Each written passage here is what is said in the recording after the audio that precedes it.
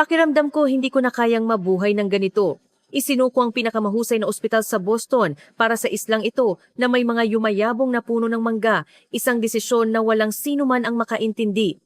Isang buhay na perpekto lamang ang tinatanggap, kung saan kahit ang emosyon ay tinuturing na isang kompetisyon, iyan ang buhay ko bilang isang doktor na nagpabago sa akin na parang isang robot. Ngunit pagdating ko sa Pilipinas sa unang pagkakataon, umiyak ako. Ano nga ba ang nangyari sa Palawan?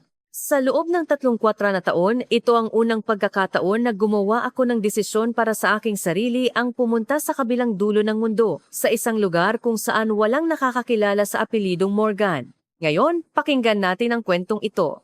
Ako si Alexandra Morgan, o mas tumpak ang buo kong pangalan ay Alexandra Grace Morgan.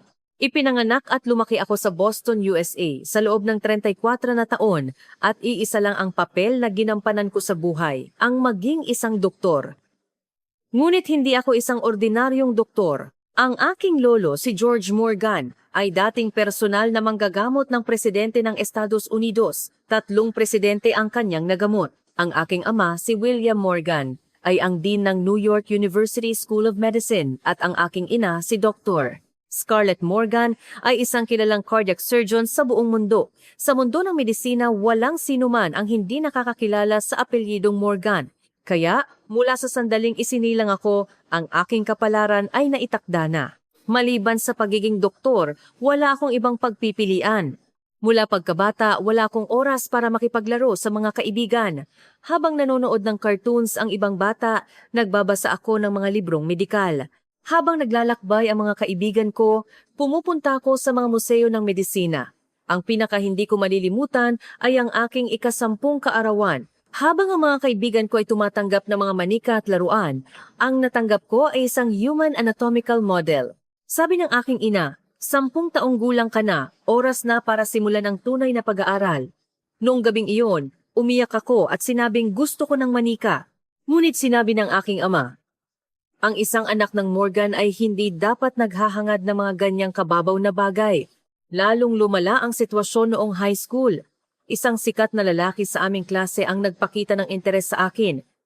Ang pag-ibig ay lason para sa isang doktor. Kapag nagpadala ka sa emosyon, hindi mo magagamot ng maayos ang iyong mga pasyente. Mula noon, hindi na ako naging malapit kanino man. Hanggang sa makapagtapos ako ng high school, hindi ako kailanman nakapunta sa bahay ng isang kaibigan. Sa halip pagkatapos ng klase, pumupunta ako sa ospital o nakikinig sa mga seminar na may kaugnayan sa medisina. Tuwing Sabado ng hapon, habang nanonood ng sine ang mga kaibigan ko, ako ay nasa klase ng anatomy kasama ang isang private tutor. Nang makapasok ako sa Harvard Medical School bilang top student, sa unang pagkakataon ay ngumiti sa akin ang aking ama. Tunay ngang tagapagmana ng pamilyang Morgan. Noong panahong iyon, inakala kong isang papuri iyon. Ngayon, kapag naaalala ko, hindi iyon papuri, kundi isang sumpa. Hindi gaanong nagbago ang mga bagay noong nasa medical school ako. Habang ang ibang mga estudyante ay sumasali sa mga club o nakikipag-date, ako ay nasa library at nag-aaral. Palagi akong nangunguna sa klase, ngunit wala akong kahit isang kaibigan. Ang totoo, hindi ko alam kung paano makipagkaibigan. Ngunit noong 2nd taon ko, may isang espesyal na nangyari. Isang kaklase, si Jessica, ay biglang hinimatay at na-diagnose na may malubhang sakit sa puso at kailangang operahan. Gabi bago ang operasyon, tinawagan ako ni Jessica. Alex, takot na takot ako. Pwede mo ba akong hintayin sa labas ng operating room bukas? Iyon ang unang pagkakataon na naramdaman ko ang sakit ng iba. Nang marinig ko ang nanginginig na boses ni Jessica, kumilot ang puso ko. Kaya noong araw ng operasyon, maaga akong pumunta sa ospital at naghintay. Naghintay ako ng 6 na oras hanggang sa matapos ang operasyon. Sa kabutihang palad, naging matagumpay ito at gumaling si Jessica. Nang pasalamatan niya ako, sinabi niya, "Dahil sa iyo, nagkaroon ako ng lakas ng loob. Nakaramdam ako ng kakaibang emosyon, isang pakiramdam ng init at kaganapan.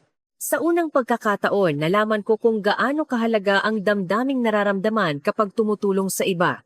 Ngunit nang malaman ito ng aking ina, nagalit siya. Ang pagkakaroon ng emosyonal na ugnayan sa pasyente ay pumipigil sa iyong gumawa ng objektibong desisyon. Huwag mo nang uulitin iyan. Nang marinig ko iyon, muli kong isinara ang aking puso. Pagkatapos kong makapagtapos, naging neurosurgery resident ako sa Johns Hopkins Hospital. Nagtatrabaho ako ng 66 na oras araw-araw. Paglabas ko sa isang operasyon, may isa nang naghihintay. Pagkatapos ng operasyon, kailangan ko pang magsulat ng mga research paper. Mas madalas pa akong matulog sa ospital kaysa sa bahay. Nang matapos ko ang aking residency at maging isang fellow, isa na akong ganap na robot. Itinigil ko ang lahat ng emosyon at ginamit lamang ang kaalaman at kasanayang medikal sa paggamot sa mga pasyente. Mataas ang aking success rate, ngunit wala akong pakialam kung anong uri ng tao ang pasyente o kung ano ang kanilang mga pangarap. Ilang taon ang lumipas na ganito. Noong nakaraang taglagas, isang pangyayari ang nagpabago ng aking buhay. Ito ay ang operasyon sa pagtanggal ng brain tumor ng isang 8 taong gulang na batang babae na nagngangalang Emily. Si Emily ay isang napakagandang bata na may kulot na buhok at asul na mga mata. Bago ang operasyon, binisita ko siya sa kanyang silid. Nakahiga siya sa kama at nagdodrawing. Tinanong ko siya kung ano ang kanyang ginuguhit. Sabi niya, "Ito po ay larawan ko kapag lumaki na ako, isang doktor na tumutulong sa mga may sakit." Sa sandaling iyon, kumabog ang puso ko, ngunit pinigilan ko ang damdamin. Naalala ko ang sinabi ng aking ina na hindi dapat magkaroon ng emosyonal na ugnayan sa pasyente. Sa teknikal na aspeto, perpekto ang operasyon. Naalis ng malinis ang tumor at minimal ang pinsala sa utak. Ngunit pagkatapos ng operasyon, nawalan siya ng malay dahil sa mga komplikasyon. Makalipas ang 2 araw, pumanaw siya. Ipinaliwanag ko sa ina ni Emily ang sitwasyon mula sa medikal na pananaw. Ginawa po namin ang lahat ng aming makakaya. Ngunit nagkaroon ng hindi inaasahang komplikasyon, kalmado kong sinabi. Ngunit ang sinabi niya sa akin ay hanggang ngayon ay umaalingaw-ngaw sa aking isipan. "Doktora, nakita niyo po ba ang Emily namin bilang isang tao o isa lang siya sa mga kaso na kailangan niyong operahan?" Hindi ako makapagsalita. Itinuring ko ba si Emily bilang isang tao o bilang isang operasyon na kailangang maging matagumpay? Sa totoo lang, maliban sa pangarap niyang maging doktor, wala akong ibang alam tungkol sa kanya. Noong gabing iyon, pag-uwi ko, sa unang pagkakataon ay umiyak ako. Sa loob ng 34 na taon, ito ang unang pagkakataon na humagulgol ako. Tumingin ako sa salamin at parang estranghero ang nakita ko. Kailan pa ako naging isang makina sa halip na isang tao? Kinabukasan, nagsumite ako ng leave of absence sa aking department head. Dahil sa burnout, kailangan ko ng pahinga, sabi ko. Sumagot siya, ang isang Morgan ay hindi dapat nagpapakita ng kahinaan. Sa sandaling iyon, naintindihan ko. Buong buhay ko, namuhay ako sa ilalim ng pangalan ng pamilyang Morgan. Hindi ako kailanman nabuhay bilang si Alexandra Morgan. Sinabi ko sa aking mga magulang na pupunta ako sa isang medical conference sa Europa. Ngunit ang totoo, gusto kong pumunta sa kabilang panig ng mundo. Isang lugar kung saan walang nakakakilala sa pangalang Morgan. Isang lugar kung saan maaari akong mabuhay bilang isang tao lamang.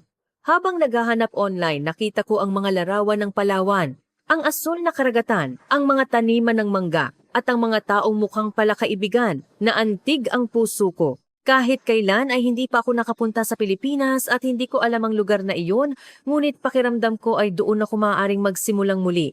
Kaya, sa unang pagkakataon sa aking buhay, nag-book ako ng flight nang walang anumang plano. Mula Boston hanggang Palawan, may mga layover at ang biyahe ay tumagal ng mahigit 20 oras. Habang naghihintay sa airport, naisip ko, anong klaseng tao kaya ako magiging sa Palawan?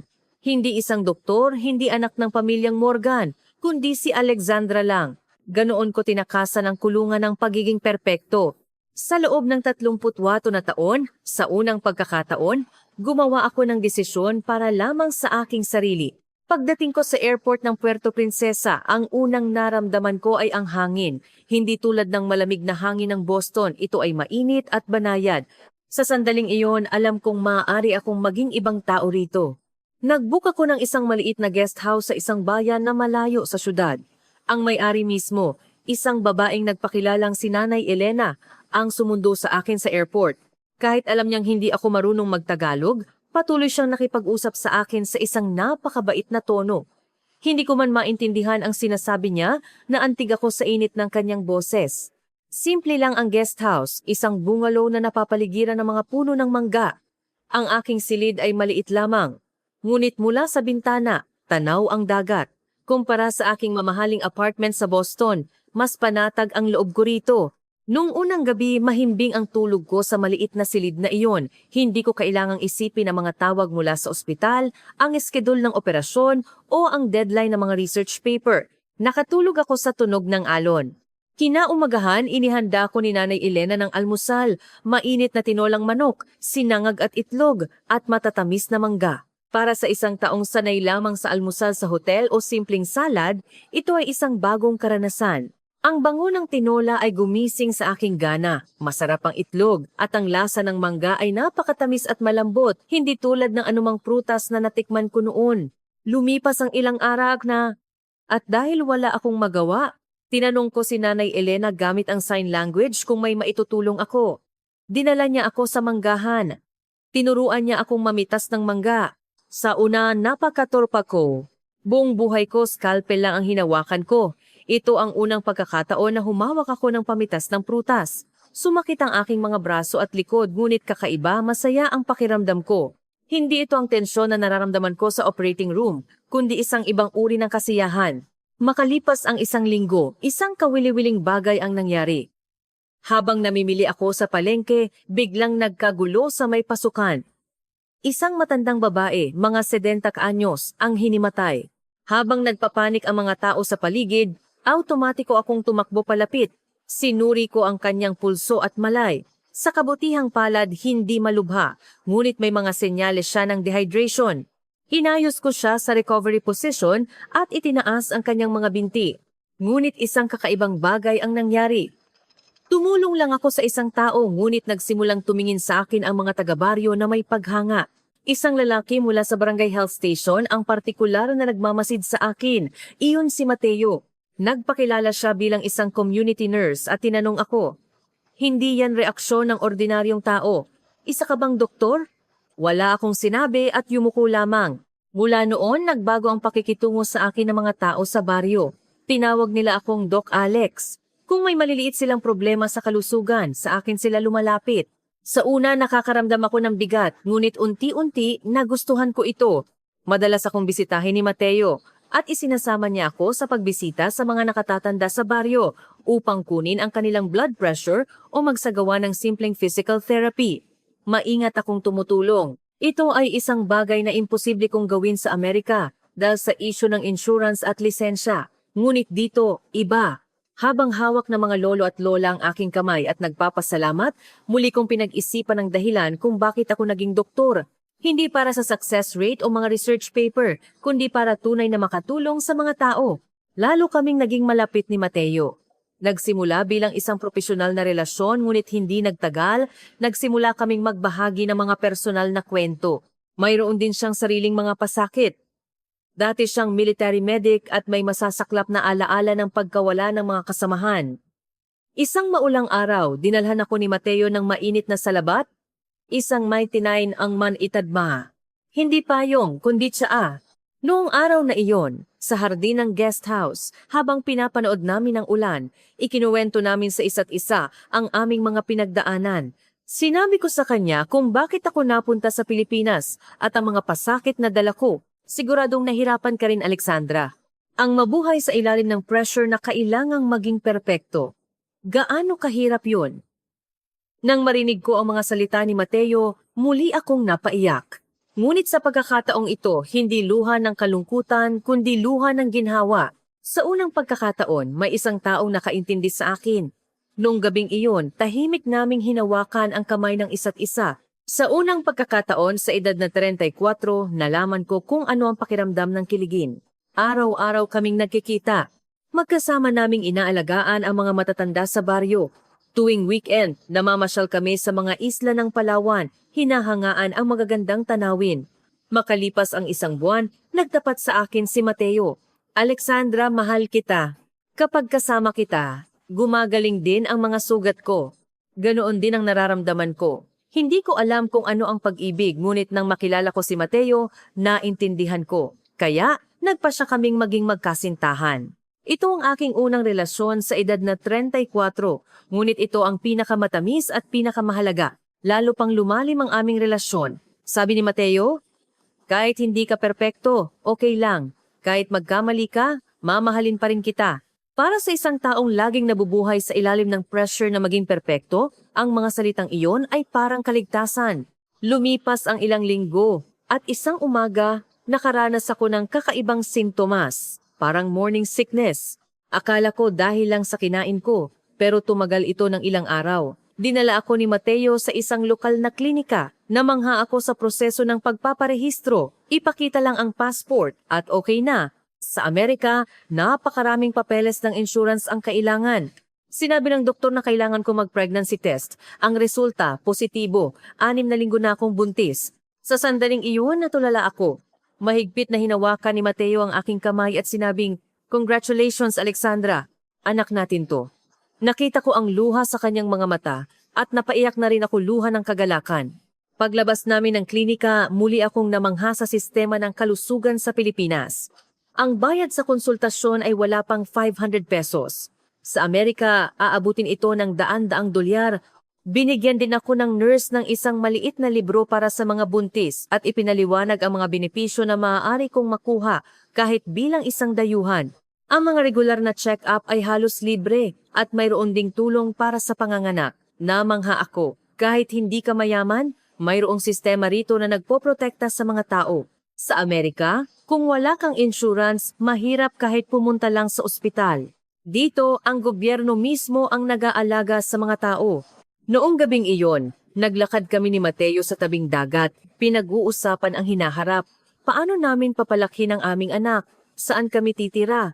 Anong klaseng magulang kami magiging? Sa buong buhay ko, hindi ako nagplano para sa hinaharap. Ngunit noong gabing iyon, nagkaroon ako ng pangarap. Gusto kong isilang ang anak ko rito.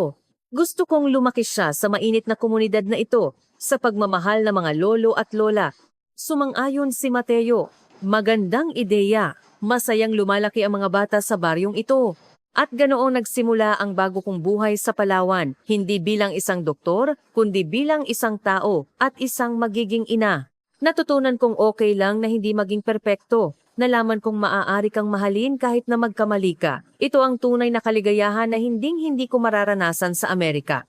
Makalipas ang 1 buwan mula nang malaman ko ang tungkol sa pagbubuntis, pumunta kami ni Mateo sa lungsod upang bumili ng mga gamit para sa sanggol. Ngunit pag-uwi namin, sa harap ng guest house, may isang pamilyar na anino. Isang babaeng nakasuot ng itim na business suit, may dalang maleta. Mula sa likod pa lang, alam ko na kung sino siya. Ang perpektong postura, ang walang gusot na damit. Ang aking ina, si Dr. Scarlett Morgan. Kumabog ng malakas ang puso ko. Paano niya ako nahanap? Mahigpit na hinawakan ni Mateo ang aking kamay, ngunit nang hina ang aking mga tuhod. Lumingon ang aking ina. Nang makita niya ako, malalim siyang bumuntong hininga. "Alexandra, narinig ko mula sa isang kasamahan sa New York na nandito ka. Anong ginagawa mo rito? Akala ko nasa Europa ka?" Hindi ako makapagsalita. Nabisto ang aking kasinungalingan. Sino ang lalaking ito? At ano yan? Mag-aanak ka ba sa isang manggahan? Matalim na tumingin ang aking ina sa aking tiyan. Kahit hindi pa halata, paano niya nalaman? Tunay ngang isang doktor. Magalang na bumati si Mateo. "Magandang araw po. Ako po si Mateo, ang mapapangasawa ni Alexandra." Nang marinig ang salitang mapapangasawa, lalong tumigas ang ekspresyon ng aking ina. "Mapapangasawa? Alexandra, nababaliw ka na ba? Ikaw na nagtapos sa Harvard at nagtrabaho sa Johns Hopkins, ano ang ginagawa mo ngayon?" Noong gabing iyon, napaka-awkward ng hapunan. Inihanda ni Nanay Elena ang masarap na pagkain, ngunit halatang hindi komportable ang aking ina. Humigop siya ng isang kutsarang tinola at sinabing, "Masyadong maanghang," at humingi ng tubig. "Alexandra, ano ang matututunan mo sa lugar na tulad nito? Sasayangin mo lang ba ang iyong talento?" Dahan-dahan akong sumagot, "Ma. Marami po akong natutunan dito. Natutunan kong tingnan ng tao, hindi lang ang sakit." "Tao? Ilang beses ko bang sinabi sa'yo na ang isang doktor ay hindi dapat nagpapadala sa emosyon?" Sumingit si Mateo. "Ginang, marami pong natulungan si Alexandra dito. Tinatawag siyang Doc Alex ng mga tao sa baryo at lahat sila ay nagpapasalamat sa kanya." Malamig na ngumiti ang aking ina. "Ibig sabihin, libreng konsultasyon? Sa Amerika, maaari kang matanggalan ng lisensya dahil dyan." Nasaktan ako sa sinabi niya. Sa mata ng aking ina, lahat ng ginagawa ko ay walang halaga. Kinagabihan, biglang sumakit ang ngipin ng aking ina. Kailangan niya raw ng painkiller. Ngunit alam kong hindi iyon sapat. Nilagnat siya at namaga ang kanyang mukha. Sinabi ni Mateo na may 24 oras na emergency dental clinic sa bayan. Sa una, tumanggi ang aking ina. Paano ako magtitiwala sa isang ospital sa Pilipinas? Uuwi ako sa Amerika para magpagamot, ngunit napakatindi ng sakit kaya sumama na rin siya. 11:00 ng gabi kami dumating. Wala pang 10 minuto ang paghihintay. Magalang na bumati ang dentista at maingat siyang sinuri. Ipinaliwanag ang lahat sa Ingles. Kinuhaan siya ng x-ray. Bibigyan kita ng antibiotics ngayon. Bumalik ka bukas para bunutin ang ngipin. Sa ngayon, bibigyan kita ng injection para sa pamamaga. Nang magbabayad na kami, hindi ko malilimutan ang ekspresyon sa mukha ng aking ina. Ang kabuuang bayarin, 1,500 pesos, halos 26 dolyar. Ganoon lang? Walang appointment, emergency, may x-ray at turok pa? Nakangiting ipinaliwanag ng staff. Opo, ganyan po talaga ang singil para sa emergency treatment sa mga dayuhan. Mahalaga sa amin sa Pilipino ang access sa healthcare. Sa sasakyan, matagal na natahimik ang aking ina. Pagkatapos ay pabulong niyang sinabi, sa Amerika, aabutin yan ng at least 2 anaan. Tahimik akong sumagot, Ma, ito ang bansa kung saan mas mahalaga ang buhay kaysa sa pera. Mahalaga ang maging isang mahusay na doktor, pero mas mahalaga na bumuo ng isang sistema kung saan lahat ay kayang maligtas, hindi ba? Kinabukasan, bumalik ang aking ina sa dentista para magpabunot. Muli, naging maayos ang pagtrato sa kanya.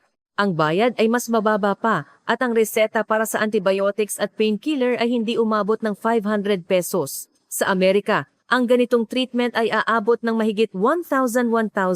Dito, wala pang lamin pong lahat. Mula noon, unti-unting nagbago ang pananaw ng aking ina. Pinanood niya kung paano ako binabati ng mga lola sa baryo. Inobserbahan niya kung paano kami ni Mateo nag-aalaga sa mga matatanda.